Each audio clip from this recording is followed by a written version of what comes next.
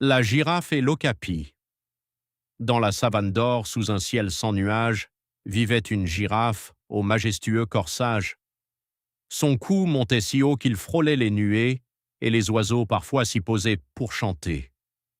Non loin de là, perdu dans l'ombre des feuillages, un okapi discret errait de page en page. Du grand livre des bois, écrit par les rayons que filtrait la forêt sur les vieux troncs marrons. Ces deux-là, par le sang, étaient de même race, mais l'un aimait le jour, l'autre cherchait la trace.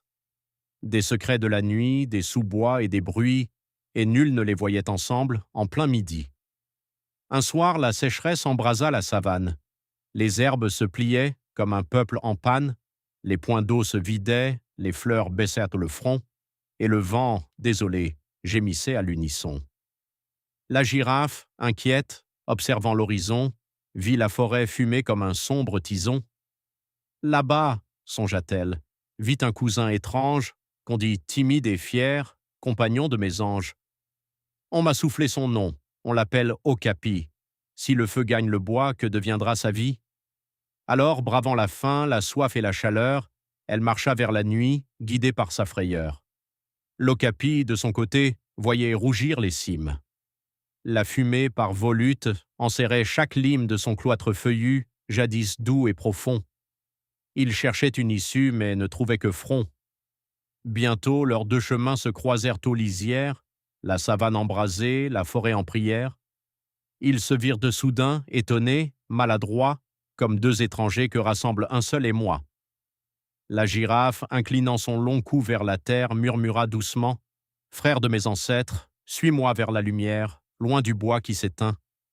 Je vois plus loin que toi, mais tu marches plus fin. Tes pas sauront trouver les pierres les moins rudes, mes yeux guetteront l'ombre où se cachent les embûches. Prêtons-nous nos vertus, unissons nos chemins, et nous vaincrons le feu, la soif et le destin. » L'Okapi, d'ordinaire ennemi de la plaine, sentit fondre en son cœur sa prudente rengaine.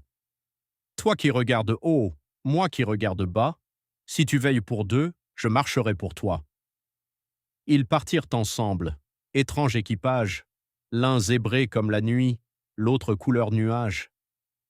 La girafe dressée guettait flammes et lions, l'Okapi, près du sol, flairait chaque sillon. Quand la fumée montait, la girafe la voyait, et d'un pas dévié, le duo l'évitait. Quand le sol se crevassait en ravin perfide, l'Okapi l'annonçait d'une oreille rapide. Après bien des détours, ils trouvèrent une source, un îlot de fraîcheur que la sécheresse force avait jusque-là épargné par bonté. Là, leurs flancs épuisés goûtèrent la clarté. La girafe, s'inclinant vers son sombre complice, lui lécha le front, comme on signe un pacte lisse. L'Okapi, étonné de tant de tendres soins, posa contre son cou sa tête au pelage brun. « Nous ne vivrons jamais sous le même feuillage, dit l'Okapi rêveur, ami de l'ombrage.